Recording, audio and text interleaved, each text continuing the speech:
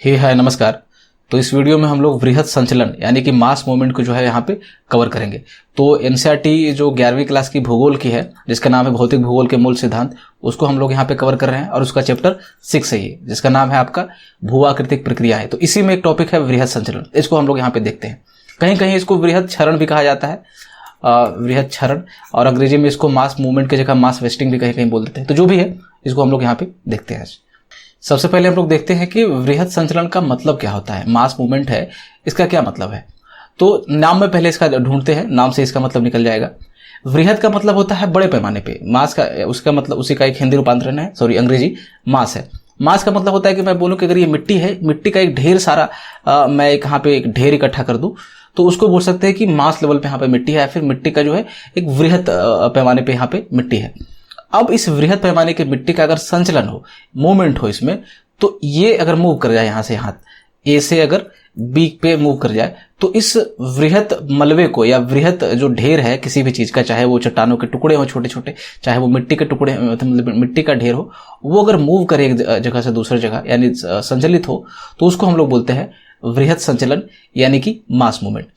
अब देख लेते हैं इसमें परिभाषा कि वे सभी प्रकार के संचलन, वे सारे मूवमेंट जो है जिसमें सैलों का वृहत मलबा, जो चट्टानों के छोटे छोटे टुकड़े होते हैं, उसको हम लोग सैलों का मलबा बोल सकते हैं, वो गुरुत्वाकर्षण के सीधे प्रभाव के कारण अगर ढाल के सहारे स्थानांतरित होता है तो उसको वृहत संचलन जो है वो कहा जाता है। अब देखिए, ये जो संचलन हो रहा है वो कई तरीकों से हो सकता है। मानिए कि ये कहीं पे मिट्टी का ढेर है यहाँ पे, अब यहां से कोई नदी गुजरे इस तरह से, तो जल इसको प्रवाहित करके ले जाएगी, तभी यह स्थानांतरित हो रहा है। यहां से बहुत बड़ी आंधी या फिर हवा या तूफान गुजर जाए तो भी इसको उड़ा कर ले जाएगी, ये उठा कर ले जाएगी यहां से, तभी ये क्या हो रही है, मूव कर रही है, संचलित हो रही है एक जगह से दूसरी जगह। पर यहां पे क्या कहा जा रहा है कि ये जो है ये हवा के द्वारा, पानी के द्वारा, बहता जल के द्वारा नहीं होना चाहिए। वो चीजें अगर होगी तो वो हो जाएगी अपर्दन में सम्मिलित होगी। तो यहां पे ये चीजें नहीं होगी। ये जो मूवमेंट है वो ढाल के सहारे होना चाहिए, किसी भी स्लोप के सहारे, किसी पहाड़ी ढाल हो या फिर किसी और भी तरह का ढाल हो, वहां पे स्लोप हो, उसके सहारे हो। अब ये ढाल पे क्या होगा, ढाल पे जब कोई भी पदार्थ होता है, मान लीजिए कि अगर कोई चट्टान है यहाँ पे इस तरह से, तो ये क्या करती है, नीचे की ओर जो है वो खिंचती है। किसके कारण से, गुरुत्वाकर्षण के कारण से। गुरुत्वाकर्षण जो बल है उसके कारण से वो नीचे खींचेगी। तो इसी का कारण यहाँ पे बोला जा रहा है कि वृहत संचलन में सिर्फ और सिर्फ उसी प्रकार के संचलन को हम लोग सम्मिलित करेंगे जो गुरुत्वाकर्षण के प्रभाव के कारण ढाल के सहारे जो है वो स्थानांतरित होगा, यानी कि वो मूव करेगा। ठीक है, उसी को वृहत संचलन हम लोग यहाँ पे कहते हैं। तो फिर से वे सभी मूवमेंट, वे सभी संचलन जो गुरुत्वाकर्षण के कारण ढाल के सहारे होते हैं, ठीक है, वो चाहे सैलों का मलबा हो, चाहे मिट्टी हो, चाहे कुछ भी हो, उसको हम लोग जो है वो वृहत संचलन बोलते हैं। अब जो ये मलबे की गति है, ये जो संचलन है, वो या तो मंद होगा या तो तीव्र होगा। ये दोनों रूपों में हो सकता है। इसके अंतर्गत जो है विसर्पन हो सकता है, जैसे क्रीप यानी धीरे धीरे जो है वो खिसकना, ठीक है, सरकना जिसको बोल सकते हैं। बहाव हो सकता है। स्खलन मतलब तेजी, इसमें थोड़ा सा तेजी होती है। और स्खलन का मतलब आप स्लाइड्स आपने देखा होगा कि जैसे लैंडस्लाइड वगैरह होता है, वो सारी चीजें। पतन का मतलब होता है फ्री फॉल होना, किसी भी चीजों का मुक्त रूप से गिरना। अगर इस तरह कोई क्लिफ है यहाँ पे, कोई पहाड़ पे, मैं यहाँ पे ऐसे मतलब बना रहा हूं, यहां से कोई चीज है यहाँ पे नीचे अगर गिरे तो वो फ्री फॉल होगा, उसको हम लोग पतन बोलते हैं। ठीक है, जो भी चीजें हम लोग अभी आगे इसको देखते हैं। वृहत संचलन में कहा जा रहा है कि जो गुरुत्वाकर्षण शक्ति है वो सहायक होती है, और इसमें कोई भी भू आकृतिक कारक, कोई भी जो जियोमॉर्फिक प्रोसेस है, जिसको हमने पिछले अध्याय में भी हमने लेक्चर्स में हमने देखा था कि क्या होती है। जियोमॉर्फिक प्रोसेस में होता है जैसे प्रवाहित जल हो गया, हिमानी हो गया, वायु हो गया। जैसे मैंने आपको बताया ना कि वो जो ढेर था वो किसी प्रवाहित जल यानी नदी के द्वारा नहीं होना चाहिए, कोई हवा के द्वारा नहीं होना चाहिए। ठीक है, वो इसमें, या फिर लहरें या धाराएं जो आपका वेव्स है, वो इसमें सीधे रूप से सम्मिलित नहीं होते। अर्थात जो वृहत संचलन है, मास मूवमेंट है, वो अपर्दन के अंतर्गत जो है वो नहीं आता है। ध्यान रखिएगा इस चीज को। यद्यपि कहा जा रहा है कि जो वृहत संचलन है उसके लिए अपक्षय कोई अनिवार्य दशा नहीं है कि अपक्षय होगा तभी वृहत संचलन होगा, परंतु क्या है, ये इसको सपोर्ट करता है, इसमें जो है वो वृहत संचलन में सहायता करता है। और वृहत संचलन जो है वो अपक्षयित ढालों पर अनअपक्षयित ढालों की अपेक्षा जो है वो अधिक सक्रिय होता है। इसका मतलब क्या है, आप देखिए, ये ढाल है, यहाँ पे कोई चट्टान है, और अपक्षय क्या काम होता है। अपक्षय का मतलब है कि किसी भी चट्टान का या किसी भी पदार्थ का अपने स्थान पे किसी भी कारण से टूट जाना, अगर वो अपने स्थान पे टूटती है तो उसको हम लोग अपक्षय बोलते हैं, इस टूटने की प्रक्रिया को। अब देखिए कि ये चट्टान है, पर ये चट्टान जो है स्थिर है, लेकिन इसमें क्या होती है कि अक्षय के कारण यहाँ पे दरारें पड़ती है और ये हिस्सा जो है वो किसी तरह से टूट जाता है। अब जब ये टूटेगी तो क्या होगा, ये जो हिस्सा होगा वो आसानी से गुरुत्वाकर्षण के प्रभाव में आकर के जो है वहां से वो गिर सकता है, मूव कर सकता है, स्थानांतरित हो सकता है। ठीक है, तो ये अगर कोई ढाल है और मानिए कि यहाँ पे कोई और चट्टान है, तो इस चट्टान पे अपक्षय की प्रक्रिया हुई तो ये क्या होगा कि ये ज्यादा सक्रिय होगा यहाँ पे, जो आपका ये वृहद संचलन है। वहीं यहाँ पे अगर अपक्षय के पर इस चट्टान पे कोई अपक्षय का प्रभाव नहीं पड़ता है तो यहाँ पे ये जो वृहद संचलन है वो कम जो है वो सक्रिय होगा। इस तरह से यहाँ पे इस तरह के कई चट्टान हो सकते हैं। तो जब ऐसे कारण से यहाँ से धीरे धीरे टूटेंगे तो वो बड़ी मात्रा में संचालित होते हैं। तो वही कहा जा रहा है कि अपक्षय जो है वो कंपल्सरी नहीं है, लेकिन इसको सपोर्ट करता है, वो बढ़ावा देता है। और जो संचलन है वो अपक्षयी ढालों पर ज्यादा होता है, किसके मुकाबले, अनअपक्षयी ढालों के मुकाबले। ये अनअपक्षयी ढाल मतलब कि वैसे ढाल जहां पे अपक्षय की प्रक्रिया ना हो उसको अनअपक्षयी ढाल बोलते हैं, और जहां पे अपक्षय की प्रक्रिया हो रही है उसको अपक्षयी ढाल बोलते हैं। वो भी सिंपल चीज है, आपको समझ में आ रहा होगा।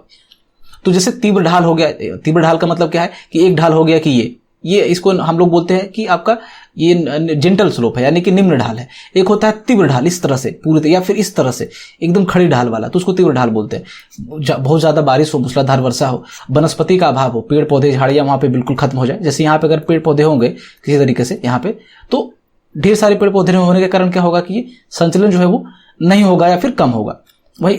लेकिन अगर वनस्पति का अभाव है तो वहां पे ये ज्यादा होगा। छिछले संस्तर हो गए, छिछले का मतलब होता है पतला और संस्तर का मतलब होता है अस्तर। तो वैसी मतलब कि अगर सेलों का जो लेयर है वो पतली हो तो उसको छिछले संस्तर वाली सेलें बोलते हैं हम लोग। अगर ये सारी दशाएं होती है तो ये जो है वृहद संचलन में सहायक होती है, सपोर्टिव होती है। अब है वृहद संचलन के कारक, फैक्टर्स क्या क्या हो सकते हैं, यानी कि कौन कौन से चीजें हैं जो वृहद संचलन के होने में उत्तरदायी है या फिर जिम्मेदार है।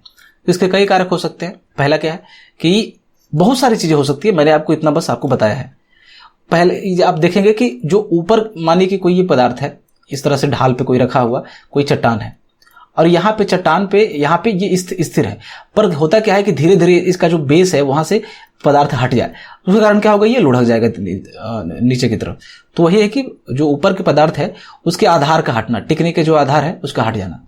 ढालों की प्रवणता एवं ऊंचाई में वृद्धि, अगर ये कोई ढाल है यहाँ पे, अगर उसकी ऊंचाई में वृद्धि हो जाए या फिर किसी कारण से उसकी प्रवणता, यानी कि ये स्लोप जो है अब इस तरह से हो जाए, यहाँ पहले कम स्लोप था अब प्रवणता में वृद्धि होकर के इस तरह से हो गई, तो क्या हो सकती है कि वो यहाँ पे वृहद संचलन हो सकता है। पदार्थों के भराव के कारण उत्पन्न अतिभार, अतिभार के कारण। अब अतिभार जो है वो दो तरह से हो सकता है, ये अतिभार ही है। एक तो हो सकता है कि यहाँ पे इस ढाल पे अगर पदार्थ है यहाँ पे, ठीक है, तो अभी यहाँ पे ये मूव नहीं करिए, पर ऊपर से और ढेर सारा यहाँ पे पदार्थ आकर के जमा हो जाए, तो अब जो इसकी जो सहन शक्ति होगी उससे ये अधिक हो जाएगी। और जब जाहिर सी बात है सहन शक्ति से अधिक होगी तो वो ये क्या करेगा, वो ढाल के सहारे एक जगह से दूसरी जगह मूव कर जाएगा, स्थानांतरित कर जाएगा। ठीक है, तो अगर भराव के कारण जो है पदार्थों के अगर अतिभार उत्पन्न हो तो उसके कारण ये हो सकता है। और दूसरा अतिभार क्या हो सकता है कि ये पदार्थों का यहाँ पे भराव ना हो, ये थोड़ा सा पदार्थ हो यहाँ पे, मान लीजिए कि ये सारा थोड़ा सा, और क्या हो कि यहाँ पे खूब सारी वर्षा हो जाए। और वर्षा होने के कारण क्या है कि उसका जो पदार्थ का जो ये बेस है वो थोड़ा सा वहां पे लुब्रिकेशन हो जाए। लुब्रिकेशन का मतलब स्नेहन, स्नेहन का मतलब आप फिसलना समझ लीजिए, वो थोड़ा सा यहाँ पे फिसलन पैदा हो जाए। अब फिसलन पैदा होगा तो पहले क्या था कि पहले यहाँ पे घर्षण वगैरह थोड़ा सा था जिसके कारण ये स्थिर थी, पर अब यहाँ पे चूंकि चिकनाहट पैदा हो गई है, फिसलन पैदा हो गया है, तो अब सापेक्षता जो है इसमें अति भार उत्पन्न हो जाएगा, ओवरलोडिंग उत्पन्न हो जाएगी, जिसके कारण क्या होगा, ये मूव कर जाएगा। फिर यही चीज है कि अगर भूकंप आ जाए, ऐसे सेल यहाँ पे रखी हो और कोई भी या फिर कोई बहुत बड़ी मात्रा में यहाँ पे पदार्थ इकट्ठे हों और भूकंप आ जाए, तो कंपन से क्या होगा कि वो नीचे की तरफ मूव करेगी। विस्फोट हो जाए या मशीनों का कंपन हो, इसी प्रकार से भूकंप की तरह। फिर झीलों है, जलाशयों है, नदियों है, उसमें जो है वहां से भारी मात्रा में जो है यहाँ से जल अगर निष्कासित हो और धीरे धीरे वहां पे आपका ढालों पे मंद गति से बहे, तो ये प्रवाहित जल में नहीं आएगा। उसके कारण क्या हो सकता है, मैंने आपको बताया कि स्नेहन हो सकता है, लुब्रिकेशन हो सकता है, तो वो संचालित हो सकती है। या फिर अगर पानी है इसमें भर जाए, पानी से संतृप्त हो जाए, तो इसका वजन बढ़ जाएगा, और वजन बढ़ने से क्या हो सकता है, ये मूव कर सकती है इसके कारण से। फिर अगर प्राकृतिक वनस्पतियां जो है, जो पेड़ पौधे हैं, उसका विनाश हो जाए, वहां पे अंधाधुंध विनाश हो जाए। अब देखिए क्या हो सकता है कि यहाँ पे पेड़ पौधे हों बड़े बड़े इस तरह से, तो क्या हो सकती है कि ये रुकी रहेगी, उसके कारण से झाड़ियां होगी इस तरह से, तो उसका जो है वो वहां पे मूवमेंट कम होगा। पर अगर ये बिल्कुल चिकना हो जाए, यहाँ पे हर चीज खत्म हो जाए, तो क्या हो सकता है कि मूवमेंट में एक तरह से सपोर्ट मिल जाएगा, उसको सहायता हो जाएगी और ज्यादा मूव करेगा वो। अब है कि वृहद संचलन के प्रकार क्या है, कितने प्रकार के जो है आपका जो मास मूवमेंट होता है। तो मैंने आपको बताया कि दो जो स्पीड है उसके कारण जो है वो दो तरीका का ही हो सकता है। एक तो स्लो होगा तो उसको बोलेंगे हम लोग मंद संचलन, और जब तेज गति से होगा तो उसको बोलते हैं हम लोग तीव्र संचलन, यानी रैपिड मूवमेंट और स्लो मूवमेंट। मंद संचलन में हम लोग पढ़ेंगे बेसिकली कौन सी, जो मंद विरूपण होता है जिसको हम लोग क्रीप बोलते हैं, सरकना, उसको पढ़ेंगे। और तीव्र संचलन में हम लोग पढ़ेंगे इन तीन चीजों को, मृदा प्रवाह, कीचड़ प्रवाह और मलबाधाब को। एक एक करके हम लोग देखते हैं बारी बारी से। सबसे पहले मंद संचलन को देखते हैं। तो मंद संचलन में क्या है कि बहुत स्लो रेट में होगी चीजें, बहुत धीरे धीरे जो है वो खिसकेगी एक जगह से दूसरी जगह। तो वही कहा जा रहा है कि इसमें जो संचलन है, इसमें जो मूवमेंट है वो इतना मंद होता है, इतना स्लो होता है कि इसका आप आभास भी नहीं कर सकते। बहुत बहुत मुश्किल है इसको पता लगाना। लंबे समय के बाद जब इसका परीक्षण किया जाता है, इसका निरीक्षण किया जाता है, तभी इसका पता चलता है। आपने देखा होगा अगर ये कोई ढाल है यहाँ पे, और ढालों पे यहाँ क्या होता है, घर बने हुए रहते हैं, या फिर यहाँ पे बिजली के खंभे होते हैं। इस तरह से आप देखिएगा बिजली के खंभे होते हैं यहाँ पे। तो बिजली के खंभे समय के साथ क्या होंगे कि अगर आप 1-2 साल बाद उसको देखेंगे तो ये जो खंभे इस तरह से अभी फिलहाल है ये वाला, वो क्या होगा कि ये इस तरह से हो जाते हैं, ये इस तरह से होते हैं। ऐसा क्यों होता है कि जो जिस आधार पे ये होते हैं, जिस आपका जो यहाँ पे उसका जो पत्थरों का या फिर जो भी मिट्टियों का जो आधार होता है, वो धीरे धीरे क्या होता है, मूव करता रहता है, सरकता रहता है। तो ये एक्चुअली ये स्लो मूवमेंट है, इसी को मंद संचलन बोलते हैं। ठीक है ना। तो इस तरह का होता है, यानी कि लंबे समय के बाद अगर आप उसका निरीक्षण करेंगे तो आपको लगेगा कि पहले ये सीधा था, अब इस तरह से हो गया।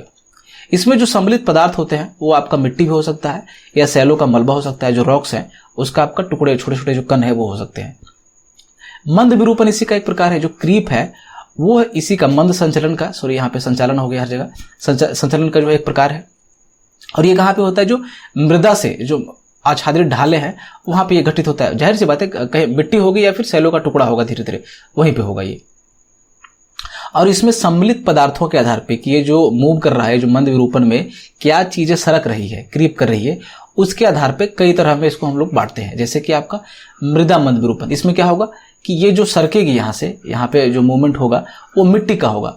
वहीं टैलस मंद विरूपण हो सकता है, यानी कि टैलस का मतलब होता है जो चट्टानों का टुकड़ा होता है, सैलों का जो मलबा होता है उसको हम लोग, चट्टानों के छोटे छोटे टुकड़े होते हैं उसको हम लोग टैलस बोलते हैं। फिर वही कि सैल हिमानी विरूपण।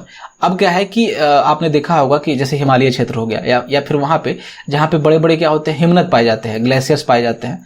तो पहाड़ों पे क्या होता है कि जो हिमनद होते हैं, जो ग्लेशियर्स होते हैं, बर्फ के बड़े बड़े टुकड़े, वो क्या होते हैं कि वो नीचे की तरफ क्या होते हैं, वो प्रवाहित होते हैं। और साथ में क्या होगा कि उसके साथ जो रास्ते में जो चट्टानों के टुकड़े होंगे उसके साथ वो भी प्रवाहित होंगे साथ में। तो वही है कि सैल और हिमानी जब दोनों साथ साथ प्रवाहित हो तो उसको सैल हिमानी विरूपण बोलते हैं, और ग्लेशियल क्रीप्स। तो ये 3 तरह का मंद विरूपण हो सकता है। एक और मंद विरूपण है जिसको हम लोग मृदा विरूपण बोलते हैं, सॉलिफ्लक्शन। इसमें वही है, मिट्टी होगा या फिर छोटे छोटे टुकड़े होंगे जो चट्टानों के, वो प्रवाहित होंगे। तो इसका संबंध ढाल के सहारे मंद गति से प्रवाहित मृदा के अंबार का मतलब बहुत बड़ा ढेर, यानी कि मृदा का बहुत बड़ा ढेर हो तो वो होता है, या फिर पानी से संतृप्त सूक्ष्म कण वाले सैल मलबा से होता है।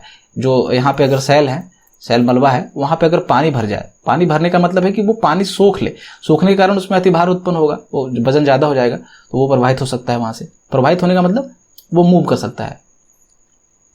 आमतौर पर ये 2-3 क्षेत्रों में होता है, जैसे जो परिहिमानीय क्षेत्र है, जो पेरीग्लेशियल जो क्लाइमेट वाले क्षेत्र होते हैं, जैसे आपका टुंड्रा प्रदेश के आसपास वाला क्षेत्र हो गया, वो जो आर्द्र शीतोष्ण क्षेत्र होते हैं, यानी टेम्परेट एरिया का मतलब जो लगभग 23.5 डिग्री या फिर 30 डिग्री के ऊपर वाले जो क्षेत्र हैं ग्लोब पे, उसको हम लोग टेम्परेट एरिया बोलते हैं। और वो भी टेम्परेट एरिया कौन, जहाँ पे वर्षा वगैरह ज्यादा होती है, जो आर्द्र होते हैं वहां पे ये सारी चीजें जो है आपका मृदा विरूपण जो है वहां पे ज्यादा होगा। और यहाँ पे क्या क्या होता है कि जो हिमकृत मैदान होता है आपका, जमा हुआ सतह होगा वहां पे, और उसका सतही पिघलाव होता है, और वहां पे लंबी और लगातार वर्षा होती है, जो कि आर्द्र एरिया है। तो उसके कारण क्या होगा कि जब यहाँ पे जो बर्फ होगा, जो आपका जो ये पिघलू ही मैदान होगी हिमकृत जो है, तो वहां पे जब ऊपरी सतह जो है वहां पे आपका पिघलेगी, वो धीरे धीरे मूव करेगी, और उसके साथ जो मलबा होगा वो भी जो है वहां पे मूव करेगा, और वर्षा के कारण भी ये मूव करेगी जब वो वहां पे संतृप्त होगा। तो यहाँ पे ऊपरी भाग क्या होता है कि जो यहाँ पे जो आपका यहाँ पे ये वाला है, तो ऊपरी भाग इसका क्या हो जाएगा कि आपका इसमें पानी से जो है वो संतृप्त हो जाएगा, लेकिन नीचे वाला भाग जो है वो पानी के लिए अप्रवेश्य होगी, यानी पानी इधर नीचे की तरफ वो जा नहीं पाएगा। तो इसके कारण क्या होगा कि ऊपर वाला जो हिस्सा होता है वो प्रवाहित होता है, यानी वहां पे मूवमेंट होता है उसमें। तो ये सोलिफ्लक्शन में आता है आपका मृदा विरूपण। इसका मतलब आपको सिंपल रखना है कि मृदा जब प्रवाहित हो तो उसको सोलिफ्लक्शन बोलते हैं, ज्यादा कुछ नहीं। तीव्र संचलन, रैपिड मूवमेंट अब देखेंगे हम लोग। हमने मंद संचलन को देख लिया, तो तीव्र संचलन कहाँ पे होगा? ये भी जो आर्द्र जलवायु वाले क्षेत्र हैं, ठीक है, जो आपका ह्यूमिड क्लाइमेटिक रीजन होता है वहां पे होता है। और यहाँ पे जो निम्न ढाल है से लेकर के तीव्र ढाल, निम्न ढाल का मतलब इस तरह का क्षेत्र, यानी कि ढाल थोड़ा कम हो, उसका एंगल जो है कोण है वो कम होता है। और तीव्र ढाल का मतलब कि ये जो है ये ढाल जो है आपका ये तीव्र ढाल है, इसका एंगल थोड़ा ज्यादा हो गया, ठीक है। तो ये आपका इन ढालों पे हो सकता है, चाहे वो निम्न हो या तीव्र हो। और ये जो संचलन है वो कई रूपों में हो सकता है। कौन कौन? ये 3 देखेंगे हम लोग। एक तो मृदा प्रवाह, जिसको अर्थ फ्लो बोलते हैं हम लोग, कीचड़ प्रवाह यानी मड फ्लो, और मलबा धाव अवलांचे बोलते हैं इसको। एक एक करके देखते हैं। सबसे पहले मृदा प्रवाह क्या है? तो अगर मिट्टी संतृप्त हो, वही कहा मैंने कि जो पानी वहां पे थोड़ा थोड़ा उसमें सोख ले वो, तो सेचुरेट हो जाएगा वो वहां पे। या फिर गादी धरातलीय पदार्थ हो, इसका मतलब क्या है कि छोटे छोटे जो महीन पदार्थ होते हैं उसको हम लोग गाद बोलते हैं, जो एकदम महीन जो पदार्थ होते हैं, तो इसको गादी धरातलीय पदार्थ बोलते हैं। और ये क्या है कि ये जो निम्न अंश यानी कि जो कम ऊंचाइयों वाले जो क्षेत्र होते हैं वहां पे जो पहाड़ी ढाल होंगे उसके सहारे नीचे की ओर धीरे धीरे संचालित होंगे, और इसी को हम लोग मृदा प्रवाह बोलते हैं। तो जो छोटी छोटी कण वाले जो लगभग उसको मिट्टी ही बोल सकते हैं, तो वो हो, या फिर जो मिट्टी हो, और मिट्टी भी कौन सी? संतृप्त हो, सेचुरेटेड हो, यानी पानी जो है उसमें थोड़ा बहुत होना चाहिए, वो जो प्रवाहित होती है तो उसको हम लोग अर्थ फ्लो बोलते हैं, मृदा प्रवाह बोलते हैं। और ध्यान रखिएगा ये पहले भी एक मृदा प्रवाह की तरह था चीजें, जो सोलिफ्लक्शन था वो चीजें, पर क्या है कि वो मंद संचलन था। अब इसमें क्या हो गया है कि इसकी गति बढ़ गई है, इसमें जो आपका ये तीव्र संचलन हो गया, तो उसके मुकाबले इसका जो स्पीड होगा वो ज्यादा होगा। ध्यान रखिएगा इस चीज को। कीचड़ प्रवाह है, तो इसमें जो होगा वो मिट्टी जो है उसमें थोड़ा और पानी आ जाए तो वो कीचड़ की तरह दिखेगा, या फिर किसी और प्रकार का कीचड़ हो, अभी देखेंगे कैसा हो सकता है कीचड़, जैसे ज्वालामुखी क्षेत्र वाले देखते हैं हम लोग। तो जहाँ पे जिन ढालों पे वनस्पतियों के आवरण का अभाव हो, पेड़ पौधे वहां पे ना हो, झाड़ियां ना हो, और वहां पे भारी वर्षा हो, तो उसके कारण क्या होगा कि जो वहां पे लेयर्स होंगे, मिट्टियों के या पदार्थों के जो लेयर्स होंगे, वो क्या होगा, जल से संतृप्त हो जाएगा।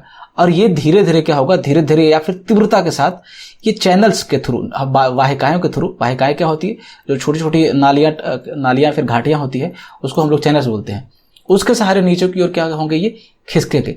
और ये जब खिसकते हैं तो ऐसा लगता है कि घाटी के अंदर, जो पहाड़ी घाटियां होती है उसके अंदर कीचड़ की नदी जैसी जो है वो प्रतीत होती है, जैसे लगता है कि कीचड़ की एक नदी बहती आ रही है। इसी को जो है कीचड़ प्रवाह बोलते हैं, ठीक है। और ये कीचड़ प्रवाह होता है जब वाहिकाओं से निकल के गिरिपद में आता है। गिरिपद का मतलब क्या है, ये जैसे माउंटेनियस एरिया हो गया आपका ये वाला, ठीक है। अब यहां से मैदानी एरिया जो है वो शुरू होता है, यहाँ पे ये वाला, ये पूरा। तो ये जो क्षेत्र है जहां पे पहाड़ खत्म और मैदान शुरू होता है, उसका जो ट्रांजिशन फेज है, बीच का जो यहाँ पे एरिया है, उसको हम लोग बोलते हैं गिरिपद, स्पीड माउंट बोलते हैं। तो यहां पे जब ये आता है, यहां से जब आएगा इस तरह से, जब आपको मान लीजिए कि ये गिरिपद है, यहां से जब मैदानी क्षेत्रों में आएगा, क्योंकि तेज गति से आता है, तो ये वहां पे जो सड़कें होंगी, पुलें होंगी और जो घर होंगे वहां पे, वो उसको चपेट में ले लेगा। और इसके साथ साथ क्या होता है कि सिर्फ कीचड़ नहीं होती, छोटे छोटे टुकड़े भी होते, चट्टानी टुकड़े भी होते, तो ये विध्वंसकारी सिद्ध होते हैं, वहां पे काफी नुकसान ये पहुंचाते हैं। अमेरिका वगैरह में ये कई बार आ चुका है, आप इंटरनेट पे जाकर के सर्च करेंगे, यूट्यूब पे भी मड फ्लो, तो आपको वहां पे पूरी चीजें जो है वो पिक्चर के साथ दिख जाएगी आपको। कीचड़ प्रवाह जो है वो सामान्यतः जो यहाँ पे है वो वहां कहाँ पे होता है, जहां पे वो ज्वालामुखी क्षेत्र हो। कौन से? या तो सक्रिय ज्वालामुखी के क्षेत्र हो, या फिर वहां पे हाल में ही उद्गार हुआ, वो हाल में ही फटा हो। और आपको पता है कि जब ज्वालामुखी फटता है इस तरह से, तो वहां पे ये कोन बन जाता है, ज्वालामुखी यहाँ से निकल रहा होता है, और ये जो निकलती है यहाँ से पदार्थ है, उसमें क्या क्या होती है, वहां पे राख होता है, धूल होता है, और छोटे छोटे खंडित पदार्थ और बड़े पदार्थ भी होते हैं। तो ये राख वगैरह यहाँ पे जमा हो जाती है, इसको, ठीक है, इस ढाल पे जमा हो जाएगी। और जब यहाँ पे बारिश होगी किसी भी कारण से, तो ये क्या होगा, जब पानी और बरसात के कारण ये राख और पानी जब मिलेगा, तो ये बन जाएगा क्या, कीचड़।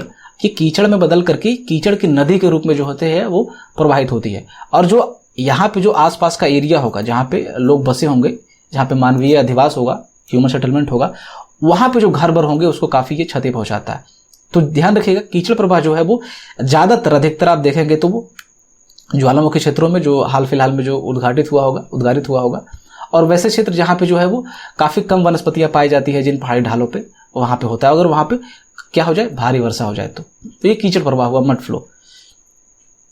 अब है मलबा अवधाव। तो मलबा अवधाव लगभग इसी तरह का होता है, आपने देखो ये भी एक प्रकार का अवलांचे ही है, मलबा अवधाव ही है, या फिर इसको हिम अवधाव हम लोग बोलते हैं, हिम अवधाव, ठीक है।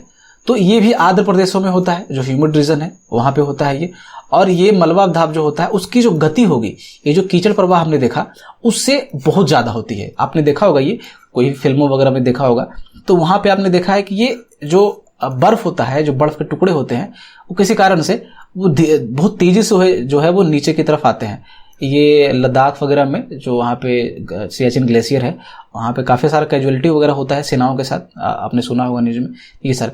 तो ये हिम अवधाव के समान ही होती है, हिम अवधाव ये है। तो ऐसा ही होता है जो है एवलांचे, मलबा अवधाव, ये भी एक प्रकार का एवलांचे ही है। ये तीव्र ढालों पर संकीर्ण पथ के रूप में जो है प्रवाहित होती है। तो ये ढालों पर इस तरह से संकीर्ण पथ के रूप में जो है वो संचालित होती है यहाँ पे, ठीक है। तो ये था आज का लेक्चर। आई होप आपको समझ में आया होगा, अच्छा लगा होगा। तो धन्यवाद। अगर ये वीडियो अच्छा लगा तो इसे लाइक करें, हमसे जुड़ने के लिए हमारे इस चैनल को सब्सक्राइब करें और इस घंटे वाले बटन को जरूर दबाएं, ताकि जो भी वीडियो इस चैनल पर अपलोड हो वो सीधे आप तक पहुंच सके। और इस वीडियो को ज़्यादा से ज़्यादा शेयर करें ताकि अन्य विद्यार्थियों को भी इससे फ़ायदा पहुंच सके।